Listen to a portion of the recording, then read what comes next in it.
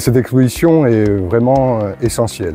Elle est essentielle tout d'abord parce que la commune de Semois est en pleine évolution. Un nouveau quartier sort de terre, c'est l'écoquartier du Champrieur. Nous avons des équipements publics en construction comme la petite crèche et le projet de requalification du centre-bourg.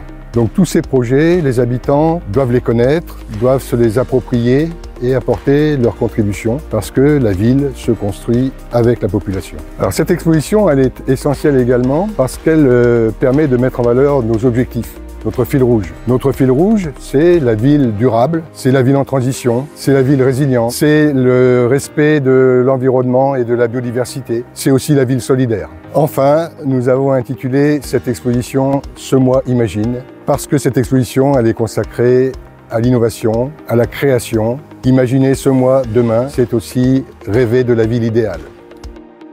Nous nous sentons privilégiés d'habiter à Semois, dans cette ville à taille humaine, entre ville et forêt. Les gens se connaissent, les gens se parlent. Nous tenons vraiment à garder cet état d'esprit.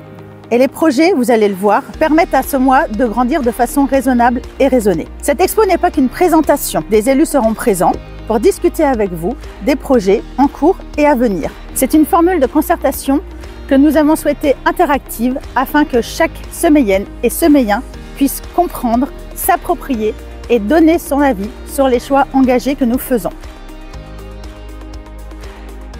Alors, nous sommes arrivés sur la commune en 1966. Il y avait à peine 1000 habitants et c'était une commune arboricole de vergers qui était encore exploitée un peu partout. Alors, l'aménagement du futur centre-bourg, avec l'évolution de la population, ça demande un peu une transformation commerciale. Puis, il y a aussi une intégration qui est importante, c'est tous les logements sociaux qui ont été réalisés et dont ça se passe très bien sur la commune. On a été contacté et concerté par les réunions publiques organisées par la commune qui nous ont permis d'échanger avec la population, échanger à réfléchir sur les projets d'avenir, le devenir de la commune, comment aménager le centre-bourg ici, le café, la maison des associations, voilà. Ce qui me plaît dans la commune de Semois, c'est qu'on est à la campagne, en même temps à côté de la forêt et qu'on est aussi à côté d'Orléans. Être maire du CME m'a donné envie de représenter les idées de mes copains d'école pour améliorer l'espace jeunesse à la Vélinière et dans tout Semois. L'écoquartier, je l'ai choisi parce qu'il y a effectivement le côté écologique qui était mis en avant avec la préservation des espaces verts. Donc c'est avant tout pour ça que j'ai choisi de venir habiter ici.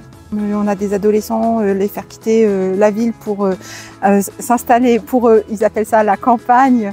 On leur a expliqué que c'était bien desservi par la TAO, par les transports en commun, c'était tout proche d'Orléans. Et puis du coup, d'un choix commun, on a choisi de faire construire à Semois. Le vélo, c'est vrai que c'est agréable avec le grand chemin qui passe du bourg et qui arrive à l'écoquartier, donc c'est plutôt pas mal adapté. Le comité de quartier de l'écoquartier du Champrieur est composé de 6 habitants. L'idée, c'est de créer du participatif sur le quartier, de faire en sorte que chaque habitant puisse co-construire la vie du quartier en faisant des propositions d'amélioration, d'animation. La ville est en constante évolution et une ville qui évolue spontanément, c'est souvent une ville où on va avoir des déséquilibres. Et pour avoir toutes les fonctions, pour répondre à tous les besoins des habitants, il y a besoin d'être en constante anticipation. Et cette nouvelle étude, c'est son objet. Anticiper les besoins des habitants et également traduire dans les paysages, dans les usages, les enjeux politiques, les volontés politiques.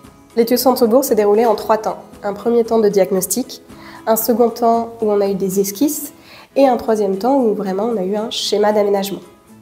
Donc dans l'ensemble de ces temps, et c'était une volonté très forte de la commune, on a été en co-construction, en concertation. Donc ça a pu prendre plusieurs formes. On a eu des balades urbaines, mais on a aussi eu des réunions publiques. Dernière manière, justement, de diffuser le plan d'aménagement, l'étude en elle-même, c'est l'exposition d'urbanisme qu'on réalise aujourd'hui.